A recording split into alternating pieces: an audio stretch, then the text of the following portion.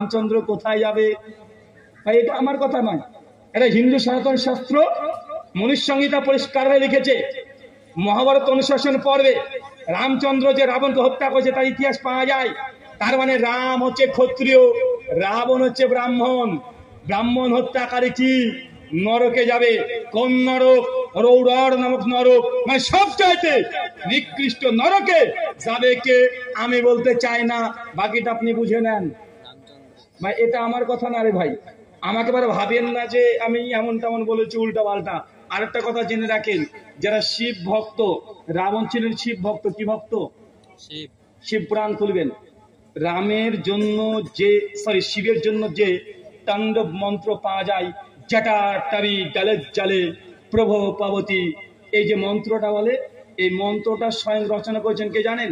স্বয়ং রচনা করেছেনই হচ্ছে রাবণ। মানে রাবণ শিবের এত বড় ফ্যান, এত বড় ভক্ত, যখন শিব যখন তাণ্ডব করছেন সেই সময় তার এই তাণ্ডব দেখে তিনি মন্ত্র উচ্চারণ করছে, যেটা আজকেও সনাতন ধর্মের হিন্দু দাদারা শিব ভক্ত যারা তারা এই মন্ত্র পাঠ করে থাকে।